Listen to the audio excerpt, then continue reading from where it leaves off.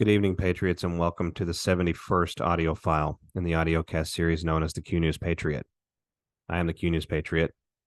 My name is SG Anon. From Putin and Tucker to Biden calling Trump the sitting president of the United States to Nikki Haley referring to President Trump as the incumbent president when asked about her opponent in the upcoming GOP primaries, to the activities of the war in Ukraine, the pressure on the petrodollar and worldwide energy markets, the assault on intelligence community strongholds worldwide. There are so many things that we could discuss today that give us cause for joy, cause for high morale, and cause for confidence as we move through what is clearly a worldwide irregular conflict to wrest back control of the geopolitical power structures and the information power structures that make our world, for lack of a better term, turn. I've chosen today to break down some very interesting research. I'd like to think that it's leading edge, but I'll let you be the judge of that. Some very interesting research and a couple of interesting nods that I have found in the narrative space and the public space that show that provide a great basis, if you will, for exactly that discussion, this high morale, this reason and cause for confidence as we move through this period. We are winning. And while I recognize that the temperature of the population out there in the world right now, especially in the Western world, is slightly subdued, and not unrelated, of course, to the wintry months and the wintry season, we are moving into a period of great disclosure and great unification as humanity and as a people. We are moving through a period right now. We're actually entering into it, according to President Trump, that I believe is going to shake loose the bureaucratic strongholds here within the United States of America, highlight the illegality and the sort of the lawless, the rogue lawlessness, if you will, that comes from these institutions that claim that they govern over us when in fact they do not and have not lawfully done so, certainly since 1871, 1913. We could pick different points along the way, but for the most recent period of time, certainly since the year 2020 and 2021. And that entire collapse, the entire disintegration of that claim is on display, or will soon be on display here in the United States and for the world to see. I want to go ahead and start our file today by discussing a little bit of Trump and TruthSocial. We know that the commander-in-chief is well known for utilizing his TruthSocial platform as a means of conveyance of different messages, some of them very explicit, some of them not so explicit. But one of the ones that I found very fascinating, let me see here, over here, was just a couple of days ago. It actually occurred in the midnight hours from 2:12:24 into 2:13:24. President Trump, between midnight and 12:30, retruthing a significant number of memes and pictures that were commented on various posts connected to his TruthSocial profile. And one of those retruths was this one right here. Let me see if I can bring this up and share this with each of you just for a quick moment. All right, so here we have the screen. This is the truth that was shared by President Trump. Right there we can see President Trump has retruthed this. And the post reads, "The time has come to take back our great land. The time is now. Rest assured, POTUS is backed by the absolute finest people alive, who are all dedicated to the eradication of evil and corruption from the U.S. world. Find peace. God is with us. God bless and be safe." So what's incredible is if we take that particular excerpt and we put it into the Q drops, it returns only one drop 51, from November the 2nd of 2017 at 2:12 p.m., right? President Trump going on this retruthing campaign, or this retruthing tirade, if you will, from the midnight hours of 2:12 into the midnight hours of 2:13, 2024. Drop 51, posted at 2:12 p.m. on November the 2nd, 2017, is a response to a post put up 6 minutes earlier by an Anon. And the post that was put up 6 minutes earlier reads, "I've watched as society has been effectively addicted to MSM, apps, social media, games, music, all propaganda And the moment you try to open anyone's eyes, you are shunned, being dumbed down, weakened, and groomed for passivity and stupidity through food and addictions, like calf literally being fattened for slaughter. And with all the race war propaganda and Pizzagate possibility, excuse me, I became suicidal because I can't stand that no one will open their eyes and are being manipulated hard. I hope with all of my heart that Trump is going to make good on his promise to MAGA and clean the swamp. I've been thinking about joining the Navy for Corpsman Greenside, and I would love to serve under a Trump administration if he really does clean swamp. We'll try to join regardless. No openings for Corpsman right now, though. I hope that what O'Pannon says is true. I will be praying, O'Pannon.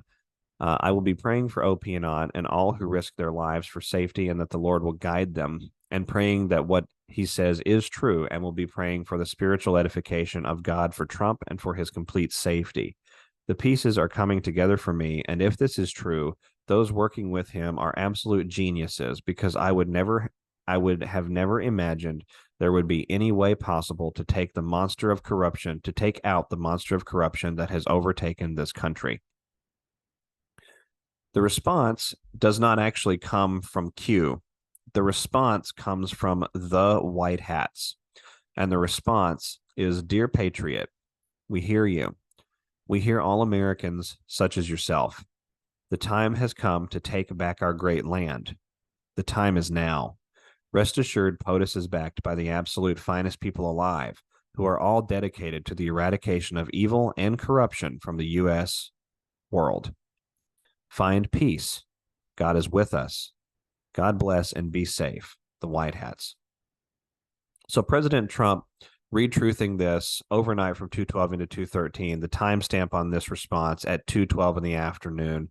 And then the very next retruth that President Trump puts out is a picture that says, this is greatness, this is leadership, this is the greatest commander-in-chief our country ever had.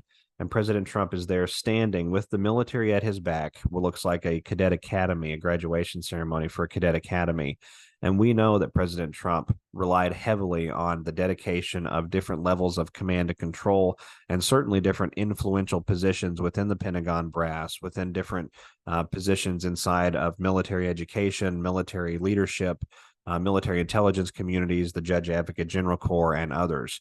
So this is a powerful communication from President Trump that we are moving into a period of time that will result in taking back our great nation. It will result in the exposure of the deep state community within the U.S. government, and it will result, in the public basis.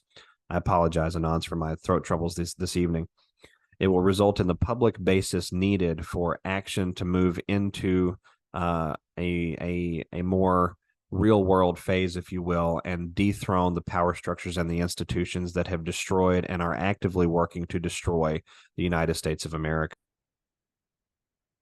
Nowhere is this more important than in the United States Space Force, which Anons and good digging patriots out there have fleshed out over the last few years to be an integral portion and a very crucial component part to the worldwide nature of the operation that we're all currently under, that we're all sort of living in.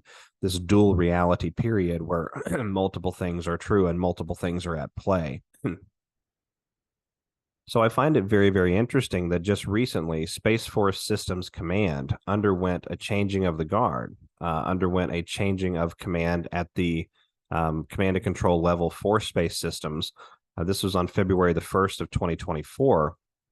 And Space Systems Command is a group that is very heavily involved in delivering capability to warfighters, around the world, and to Space Force Guardians. They're very heavily involved in dissemination of actionable reconnaissance and actionable intelligence, the digestion of communication, and the streamlining of communication across different divisions of the United States military. So this is an important arena. This would be an important detachment, if you will, of the Space Force for something like an irregular warfare or an unusual special operation around the rest of the world. And what is now amazing to me, if you will, is the fact that the Space Systems Command's new commander has direct ties to the National Security Administration. And the NSA is referenced heavily by Q as being the bite that has no cure.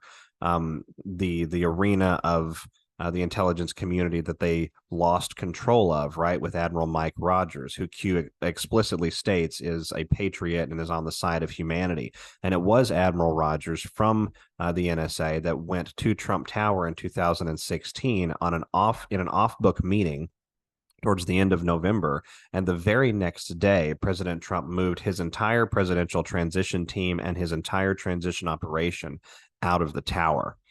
So, released on February the 1st, 2024, Space Systems Command formally welcomes new commander. During a formal ceremony on February 1 at Space Systems Command headquarters on LA Air Force Base in El Segundo, Lieutenant General Philip Grant assumed command from U.S. Space Force General Michael Gutlein. Officiating the ceremony was the Chief of Space Operations, U.S. Space Force General Chance Saltzman, who praised Gutlein's leadership while serving as the first commander of Space Systems Command. Saltzman spoke highly of the efforts SSC Guardians played in delivering capabilities that keep our nation's competitive advantage in space, and shared his continued confidence of what the command will deliver under its new leadership. With this change of command, Grant became the second commander of the Space Systems Command and is responsible for leading a global workforce of more than 15,000 military, civilian, and contractor personnel. That sounds like a very irregular operation, as well as overseeing an annual budget of $15.6 billion, which ensures premier space capabilities that are delivered timely to counter the threats in today's and tomorrow's space domain. In his address to the SSC, Grant further expounded upon how the command's drive through change, a continuing initiative since inception, allowed the organization to fortify its posture as a premier field command. I know this change is hard. This is Grant stating, I know this change is hard, but so is acquisition, and you're great at that. My promise to you is to lead and communicate with you. My attention will be on ensuring our acquisition and ops programs have the command support that they need for success. 2.5 years ago, this taken from the former commander, General Gutlein, 2.5 years ago, we stood up Space Systems Command, and I challenged all of you to come to work each day with a single focus. That focus was to get after the threat, and it is prevalent in the way you approach your day-to-day jobs. Grant's dedicated service to acquisition, the new commander, dates back to 1992, when he started his career as a systems engineer program manager for the Document and Data Networks Division. The Document and Data Networks Division. We have it all. The Document and Data Networks Division, National Security Agency at Fort Meade, Maryland. Following that assignment, he went on to serve in a variety of acquisition positions, including a systems engineer, a program element monitor, a squadron commander, a deputy program executive officer, and a program executive. Prior to taking command, Grant served as the Space Force's Deputy Chief of Space Operations, Strategy, Plans, Programs, and Requirements at the Pentagon in Arlington. So we now have a hardcore combination, a hardcore blending, a marriage, if you will, of expertise from the deep intelligence community of the United States, from a militarized fashion, to the actual position of Space Systems Command, or the U.S. Space Force, a very active component of the U.S. Space Force, which is heavily involved. I personally believe, and I think many of you do as well, based on research, is heavily involved in the assistance with coordination of not only a U.S. continuity of government operation, but a worldwide unified mission amongst patriotic actors to take out deep state components in their own bureaucracies, in their own governments, right? Especially in the Western realms, especially in Europe and the European nations, and especially in South America and the Pacific regions. So speaking of Europe and the European nations, we can't have this sort of discussion and this sort of backdrop, the significance of it, without highlighting that 5 days later, after this command was effected, Tucker Carlson interviewed President Vladimir Putin in Moscow, Russia, for over 2 hours. That interview occurred on the 6th of February. And if we go and type in February 6th into the Q drops, we have a couple of deltas, notably from 2020, that I think are very, very important to add context to the interview that Tucker and Mr. Putin actually did. And we'll get to that interview and the breakdown of it here in just a moment. But drops 38, 36, and 38, 37, taken from February the 6th of 2020, read like this. Think HRC Russia reset statement, Russia. Think Hussein, I'll have more flexibility after the election, hot mic statement to Russian depot regarding question to Hussein about Putin. Think Hussein White House refusal to send weapons to Ukraine, Republican Congress pushed to assist, but instead sent only blankets. Think D's attack regarding POTUS for failure to protect Ukraine against Russian aggression, impeachment. What advanced weapons did POTUS send to Ukraine? 2 + 2 = 6. Define projection.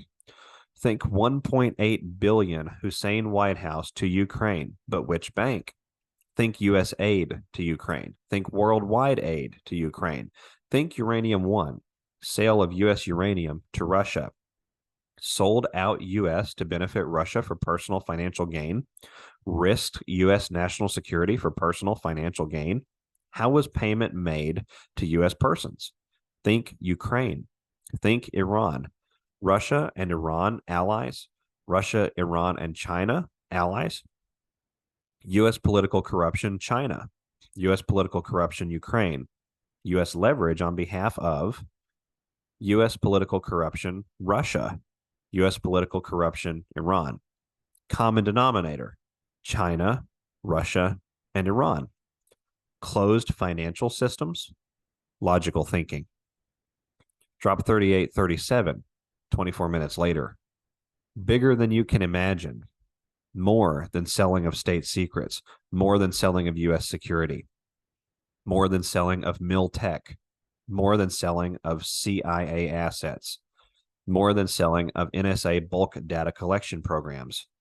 More than selling of uranium. More than selling of U.S. space national security programs and positions. More than selling of U.S. aid. More than selling of special access programs. Classed 1 through 99. Crimes against humanity. When you cannot destroy or defeat the United States of America by attacking head-on, you change tactics and deploy a kill from within or internal operation. Financial and economy, military and police, division of citizenry, border collapse. Install like-minded leaders in key positions of U.S. Gov. How many people, now removed, from the FBI had Iranian family backgrounds? The silent war continues. And this is incredible to me because it brings up the nature of the corruption that I believe is being fleshed out in the world right now. We're seeing the sandbox, the slush fund, the playhouse that has been the Ukrainian countryside for the New World Order, Nazi World Order, deep state cabal, really for the last 25 years. We're seeing that eroded, exposed, and kinetically destroyed very methodically and very slowly by the onslaught of the Russian bear. And so what is so incredible about the Tucker Carlson interview with Vladimir Putin is that in the very opening segment of the interview, we actually have a nonverbal message given to us from the president of Russia about his, at the very least, his awareness of Q, perhaps even his participation in a broader military alliance based at these very high levels of coordination. You know, Putin referenced a number of times in the interview the special services or the security services of various countries. And so I'm just going to bring each of you over here to see this because it's almost difficult to describe to you. I think it's really just something that each of you has to see. Give me a moment here. Let me pull this up. Please do bear with me.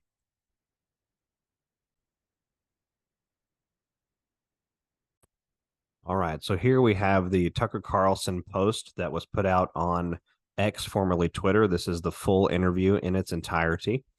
And right here at 1 minute and 18 seconds is where I have stopped the video because this is immediately after Tucker's pre-show disclaimer where he discusses his initial impression of the interview and specifically his initial impression of President Putin's choice of forum and choice of direction in the early component of that interview. But I want you to watch this stamp here very closely. 1 minute and 18 seconds. Mr. President, thank you. On February 22nd, 2022, you addressed your country in a nationwide address when the conflict in Ukraine started. And you said that you were acting because you had come to the conclusion that the United States, through NATO, So at a minute and 35 seconds, which is 17 seconds into the actual showcasing of the interview itself, President Putin begins to maneuver with the wristwatch that is on his right hand. Might initiate a, quote, surprise attack on our country. And to American ears, he places the wristwatch on the table. Now, I wish I could zoom it in and get some better clarity, but I don't know that I can. We'll try and we'll see. There is the watch itself. It has a black wristband. The timepiece is in the middle. And then over here we have Tucker Carlson with a glass of water, watch the water, and a black ink pen, right? And so these types of nonverbal communications, these types of nonverbal messages are actually quite important because they serve to carry a broader symbolic meaning, and they serve to send sort of like signals intelligence, coded messages to various actors and individuals around the world. And Q says multiple times that symbolism is and will be their downfall. So if we take the basis of what we've just seen and we plug that into the Q drops and we go looking around for things like a black pen or a black watch, we come to drop 2913. Drop 2913 from March the 2nd, 2019 at 3:54 and 51 seconds timestamp is an image of a black wristwatch, a black banded wristwatch sitting next to a black ink pen inside of a notebook. And the time on the actual watch shown is 3:42. The Q drop reads at the bottom, the clock is ticking.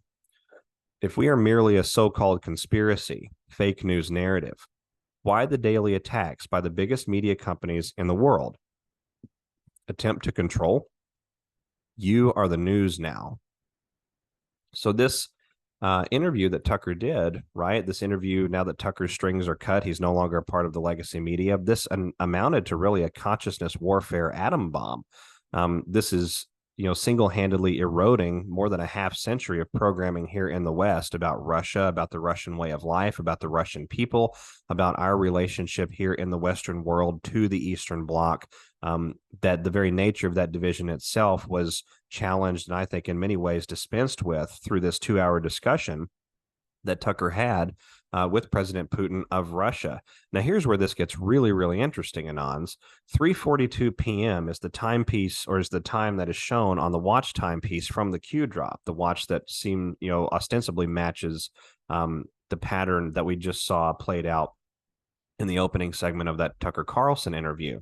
And if you look up 342 with respect to the United States military, one of the documents that comes up, published 9 September 2016, 2 days prior to the takedown of Hillary Clinton, who was referenced in Q drop 3836, that had a delta corresponding on a 4-year delta timeline with the interview of President Putin and Tucker Carlson. You get joint publication 3-42, Joint Explosive Ordnance Disposal Guidance. This publication provides joint doctrine to plan, execute, and assess explosive ordnance disposal support across the range of military operations. Joint doctrine established in this publication applies to the Joint Staff, commanders of combatant commands, sub-unified commands, joint task forces, subordinate components of these commands, the services, and combat support agencies. The guidance in this publication is authoritative. As such, this doctrine will be followed except when, in the judgment of the commander, exceptional circumstances dictate otherwise. If conflicts arise between the contents of this publication and the contents of service publications, this publication will take precedence unless the CJCS, normally in coordination with other members of the Joint Chiefs, has provided more current and specific guidance. Commanders of forces operating as part of a multinational alliance or coalition military command should follow multinational doctrine and procedures ratified by the United States. For doctrine and procedures not ratified by the U.S., commanders should evaluate and follow the multinational command's doctrine and procedures where applicable and consistent with U.S. law, regulations, and doctrine. Anons, what have we been doing for the last 7 years here in the world? We have been assaulting their underground civilization. We have been literally waging an underground war. And what have we been using to do that? We have been using explosives. We have been destroying cavern systems. We have been letting in vast amounts of seawater. We have been destroying large chasms with volcanic activity and magma. We have been blowing up literally the underground war machine that has enabled itself to cause massive surface level chaos here in the world, retreat to safety underground and ride out the cataclysms, and then come out on the other side. And the Q drop that we referenced just a moment ago says the clock is ticking.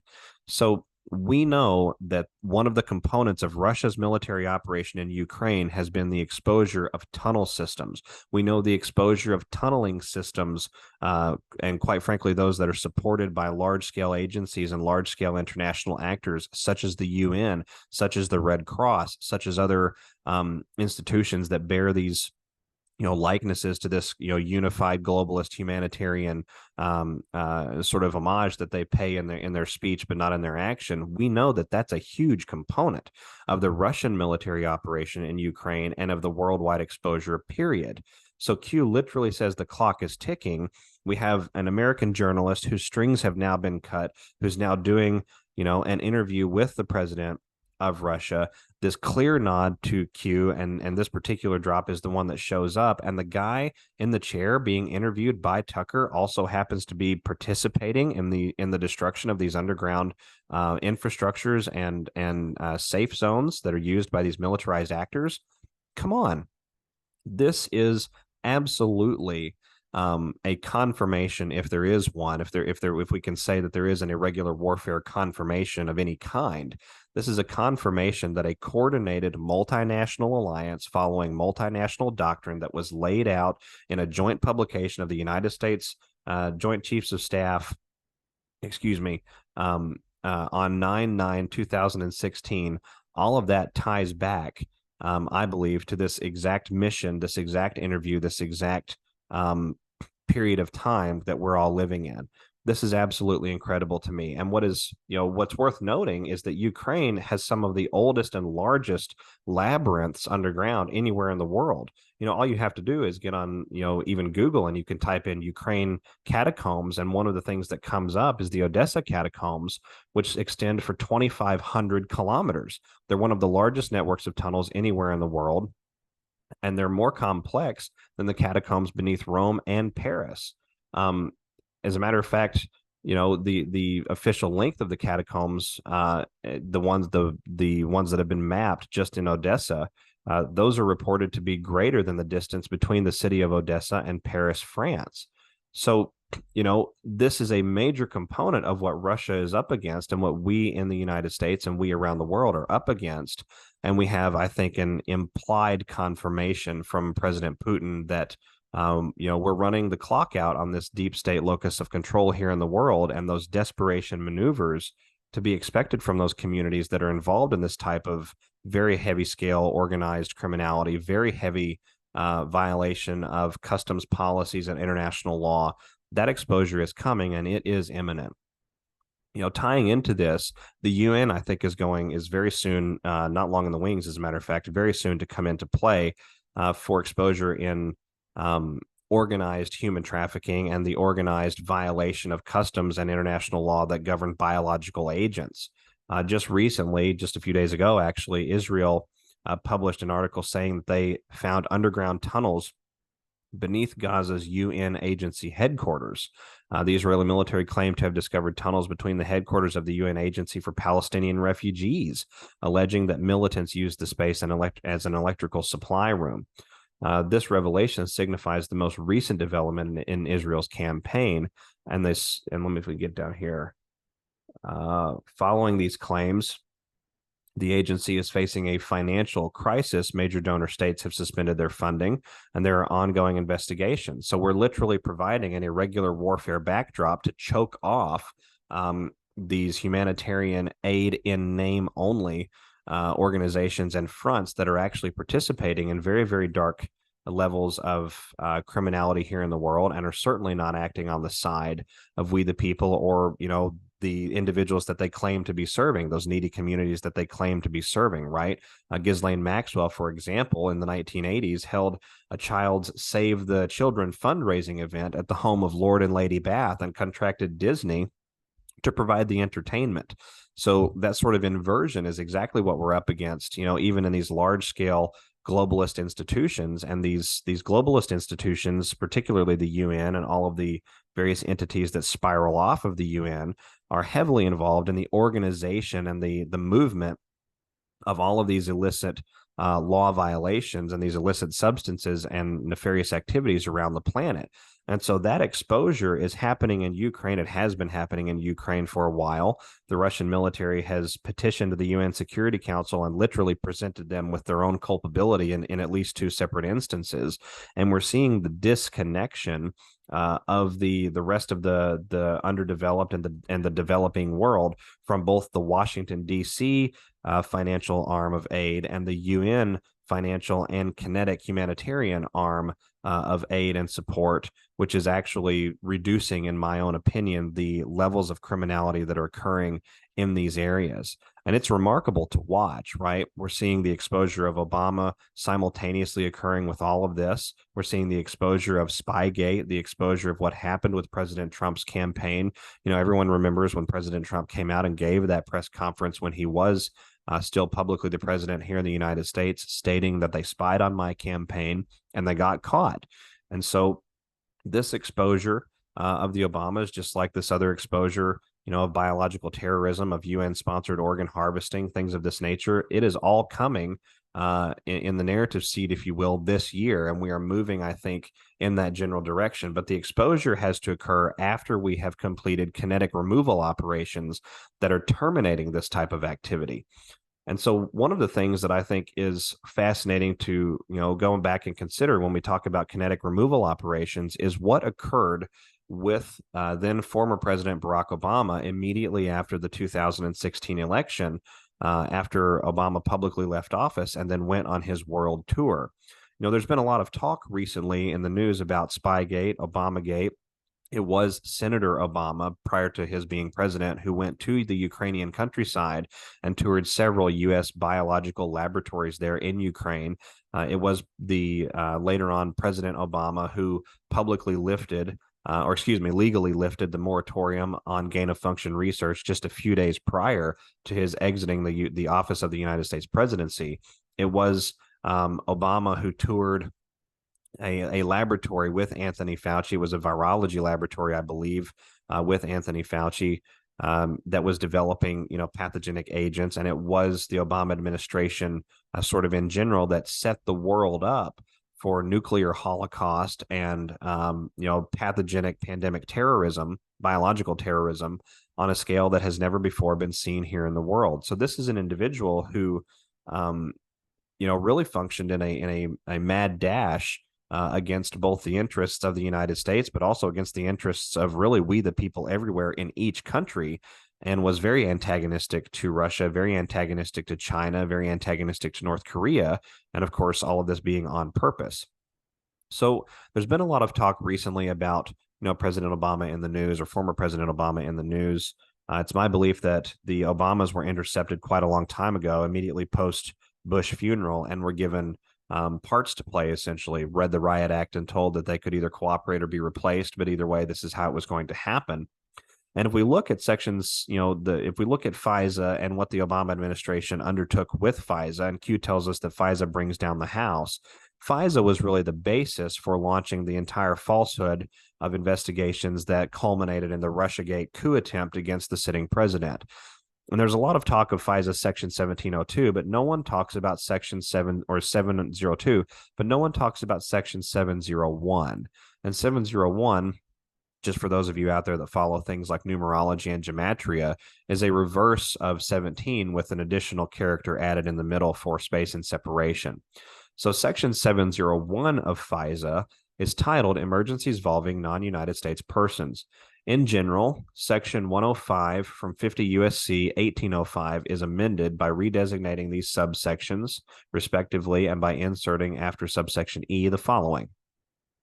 Notwithstanding any other provision of this act, the lawfully authorized targeting of a non-United States person previously believed to be located outside the United States for the acquisition of foreign intelligence may continue for a period not to exceed 72 hours from the time that the non-U.S. person is reasonably believed to be located inside the United States, and the acquisition is subject to this title or to Title III of this act, provided that the head of an element of the intelligence community reasonably determines that a lapse in the targeting of such non-U.S. person poses a threat of death or serious bodily harm, promptly notifies the Attorney General of a determination under subparagraph A, and requests as soon as practicable the employment of emergency electronic surveillance under subsection E or the employment of an emergency physical search pursuant to section 304E as warranted. The authority under this subsection to continue the acquisition of foreign intelligence information is limited to a period not to exceed 72 hours and shall cease upon the earlier of the following: the employment of emergency electronic surveillance under subsection E, or the employment of an emergency physical search, excuse me, an issuance of a court order under this title or Title III of this act, the Attorney General providing direction that the acquisition be terminated, the head of the element of the intelligence community conducting the acquisition determines that a request under paragraph 1C is not warranted, or when the threat of death or serious bodily harm to any person is no longer reasonably believed to exist. Non-publicly available information concerning unconsenting U.S. persons acquired under this subsection shall not be disseminated during the 72-hour time period under paragraph 1 unless necessary to investigate, reduce, or eliminate the threat of death or serious bodily harm to any person. If the Attorney General declines to authorize the employment of emergency electronic surveillance or the employment of an emergency physical search, or a court order is not obtained under this title or Title III, information obtained during this 72-hour time period shall not be retained except with the approval of the Attorney General if the information indicates a threat of death or serious bodily harm to any person. Now, I know that this sounds like a lot of mumbo jumbo, and then the next couple of components of Section 701 deal with the employment of emergency electronic surveillance, striking a couple of definitions from the record, inserting a couple of new definitions, redefining a paragraph. So, but what is fascinating about Section 701 is it deals with the intelligence collection, the electronic intelligence collection specifically of non-U.S. persons when they're not inside the United States. Was President Barack Obama a U.S. citizen? The answer to that is no. Was President Barack Obama stateside during the early days of the Trump administration when Admiral Mike Rogers would have still been at national security? The answer is no. So President Obama and that particular tour that he went on, sort of coinciding, immediately before or right around the time that President Trump went on his world tour, would have been subject to Section 701 of the FISA Act, and therefore would have been accessible under the FISA court as lawful intelligence to be collected electronically. And Q says multiple times, we have it all. So this tells me, and we've watched the preparation of the narrative just in recent days, but this tells me that what we can expect with Trump's proclamation, if you will, the silent message that was sent on TruthSocial about the next phase, the time to take back our country, is that we are going to see the deep state bureaucracy fully fleshed out in rare form. We are going to see every fold on Jabba the Hutt. We are going to see individuals like Brennan and Clapper and the Obama administration and Newland and others brought out into the light. We're going to see the full nature of the military intelligence community's manipulation of the military forces of the United States of America at the command and control level, in league with different U.S. bureaucratic agencies and different committees within the U.S. Congress to subvert the constitutional republic of the United States, attempt a coup against a sitting president, and plunge the entire planet into biological and nuclear terrorism.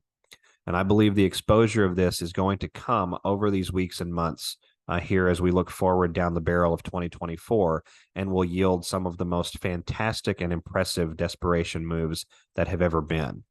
And included within that exposure, I should say, is this idea of Antarctica and the biological terrorism that has actually been occurring in the Antarctic shelf, right? We know that the Obama administration funded a tremendous amount of terrorism around the world. It's illogical to think that that administration did not also send a significant amount of money through the various Department of Defense and National Science Foundation associated agencies to the activities going on in Antarctica and elsewhere around the rest of the world. And wouldn't you know it, just today, we had the Iranian head of their Navy, notably separate from their Quds force. We had the head of the Iranian Navy proclaim that Iran has property rights to at least a component piece of the Antarctic shelf, and they are going to build a military operation there and conduct an expedition there. As a matter of fact, the Iranian Navy commander, Rear Admiral Shahram Irani, said, "We have property rights to some of the South Pole. We have plans to raise our flag there and carry out military and scientific work." Now, why is this significant? Well, it is significant because Iran was heavily involved in violations of EO 13848. And as we highlighted earlier, just on this particular audio file, a closed financial system exists, a closed corrupt system exists between the deep state components of Russia, China, and Iran, and probably North Korea, but certainly Russia, China, and Iran. And the Ukraine playhouse, the Ukraine sandbox, is heavily involved in that dark money pool's connection to the rest of the world. So the Iranian regime out of Tehran and the Iranian deep state are going to come into some sort of kinetic exposure here in this process, because it's illogical to think that we would drag out the deep state in one society but not drag out the deep state in all societies. And what is worth noting is that the Iranian military has patriotic actors within its own structures and within its own, institutions as well, just as the United States military, just as other militaries. And they also have a significant component of infiltration, turncoat, traitor, treasonous actors, whatever you want to call them, that are serving at the behest of the intelligence community. So this, I believe, plays into the exposure of those intelligence communities' activities in the Antarctic shelf. If we come over here, and this is the type of exposure we're talking about, if we come over here to January 13th of last year, so about 13 months ago, Biden announces key appointments to boards and commissions.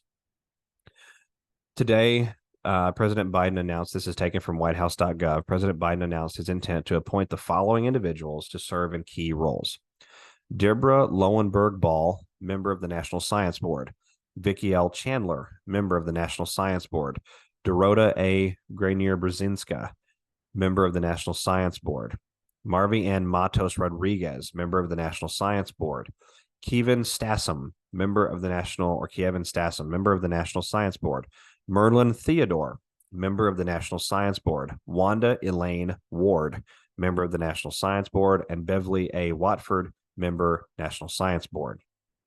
Now, I came down here through some of the biographies, some of the brief summaries of these individuals, because I just wanted to see what was going on. And when I came to Miss Chandler, I was particularly piqued, and I'm going to go through this with each of you out there. Miss Chandler is provost at Minerva University. She was a postdoctoral fellow at Stanford, received a PhD from UC San Francisco and a BA from the University of California, Berkeley. She's conducted research on the control of gene expression in plants and animals, receiving numerous awards, including Presidential Young Investigator, NSF Faculty Award, and NIH Director's Pioneer Award. Chandler is an elected member of the National Academy of Sciences, the American Philosophical Society, and a fellow of the American Association for the Advancement of Science. Prior to Minerva, Chandler served as the Chief Program Officer for Science at Gordon and Betty Moore Foundation, while previously teaching and running research programs at the University of Oregon and the University of Arizona. She has served on the National Science Foundation Biological Directorate Advisory Committee from 2001 to 2004. That would be the same period that we saw the development of anthrax and the patenting by the CDC of a number of different biological agents related to SARS-CoV-1. Advancing the conceptual basis of biological science, and she was elected to the Governing Council of the NAS in 2007 and serves on the Board of Science for the National Academies. Sorry, I lost my place there. She has chaired or co-chaired Keystone, FASEB, and Gordon Research Conferences, and served GRC as an elected council member and board of trustees member and chair. She served on the board of directors and as president of the Genetics Society and president of the American Society of Plant Biologists. So this is incredible. This is a geneticist who is very well researched and very heavily involved in plant and animal biologics and the expression of genes, right? And gene therapy expression is literally integral to the transhumanistic agenda, the AI conversion of man to machine, and really the mRNA shots that were introduced into the world and falsely marketed as vaccines when they're not actually vaccines. And again, I'm not a medical doctor, but all we have to do is look at the functioning and the modality of those actual devices. And so this is an individual, and many like her, who would be heavily involved in the underpinning research, the underlining discoveries, if you will, that would be leading edge and cutting edge in this particular field that would make this type of agenda possible. And I find it fascinating that she's the chief academic officer at Minerva University, right? And if you take that a little bit further, you can actually go to a website called minerva.defense.gov, which is unrelated to Minerva University. But we know that Ms. Chandler was awarded the NIH's, let me see here, what was it? The NIH Director's Pioneer Award, right? And so that came directly from Francis Collins at the NIH. I believe it was Francis Collins. It doesn't say here in the article, so that's actually just an assertion. So take that how you will. But Francis was the director of the NIH for quite a while. But the Minerva Research Initiative, which is found at minerva.defense.gov, is essentially a research initiative that is funding the quality of biologic research in academia. The Minerva program works diligently to ensure technical quality while targeting its resources at questions related to problems most critical for national security. Minerva-funded research has a strong publication record, with many appearing in top journals. Let me see here. Is there a place I can go? General guidelines, eligibility. Is the Minerva Research Initiative available to all researchers? As outgoing Secretary of Defense Gates indicated in April of 2008 in a speech to the American Association of Universities, one of the key components of the Minerva Research Initiative and its commitment to complete openness and rigid adherence to academic freedom. There are no restrictions on the nationality of faculty or students who are eligible to participate in any of the components of the Minerva Research Initiative. Funds can also be awarded to institutions outside the United States. However, U.S. Normal restrictions on U.S. government funding still apply. The initiative was initiated by Secretary of Defense Gates as a university-based social science research program, and university research remains this program's emphasis. However, nonprofit institutions, think EcoHealth Alliance and others, and commercial entities are also eligible to compete and receive Minerva basic research funding as collaborators in university-led team proposals. Where was some of the research and development done on the SARS-CoV-2 bioweapon and the SARS-CoV-2 kill shot bioweapon? Well, that would be the University of North Carolina, Chapel Hill, and I believe several other universities as well. So what we have right here, with this particular connection, and this, I know that this is sort of a tangent off of our discussion about Iran and Antarctica and the things that happened today. But what we have here, what is occurring in the world right now, is the setup for the exposure of bioterrorism that is hidden under the guise of academia, right? And that's exactly what we just described. And it is the academic community, it is the academia landscape in its entirety that has been co-opted and weaponized by our bureaucratic institutions, our military, biological, terrorism, industrial complex, to, essentially help create its lifeblood, help continue advancing the research for the depopulation agenda, the depopulation plan here in the world that was launched in late 2019, early 2020, and instituted, or catalyzed is a better way to say it, provided causality for the continuity of government operation here in the United States of America. And the party that is now antagonizing the West as it pertains to this Antarctica situation is the same is the military from the same nation that has already been targeted by the U.S. Treasury multiple times for violations within, committed by their own intelligence community and within their intelligence community of EO 13848. That document itself governs a tremendous amount of the relationship between the lawful shadow government of the United States of America, right? Because we now have the formerly shadow government now being thrust into the foreground, and we have the previously lawful foreground government that was pushed into the background, right? With the continuity of operation that was the Manchurian installation of Joe Biden. And so we've got the lawful shadow governments essentially governing policy, if you will, a document that informs that governing policy, and that foreign policy specifically is already tied up in the nation state that's in question. So when I look at the landscape, Patriots, and when I look at what's happening in the world, and I see the exposure of tunnels under Gaza, and the exposure of tunnels in Avdiivka, and the exposure of biological terrorism in Antarctica, and the connection of various academic communities to the same, and I see President Putin giving a clear nod to the Q military intelligence and, I believe, broader kinetic military operation, military alliance around the world. I see journalists like Tucker Carlson having individuals like Dr. Brett Weinstein on discussing biological terrorism, a massed invasion of the United States, problems at the Darien Gap, problems with the mRNA technology. Tucker Carlson not that long ago had Dr. Joseph Ladapo, the Surgeon General of the state of Florida, on to discuss the very same things. And against that backdrop, we have the United States Space Force, a critical component of that military service, right? A critical component of that force that has undergone a change of command just in the last 2 weeks, and now is headed up by a former National Security Agency individual whose expertise was in document collection. I look at it, Patriots, and I just have cause to smile. I have cause to know that the espionage situation in the world, while a bit circumspect and not perhaps as blatantly obvious as many of the problems that we are facing, it is absolutely real. It is absolutely there. And because of our successes in this aligned state of being between military patriots and civilian patriots and we the people worldwide, against those successes, we have the desperation maneuvers yet to come from this deep state apparatus that will fully flesh itself out, will fully expose it to the entire world, will ultimately result in its removal from power, its dismantling institutionally from the inside out, and we're making them destroy their entire system on their way out the door. I couldn't be more excited.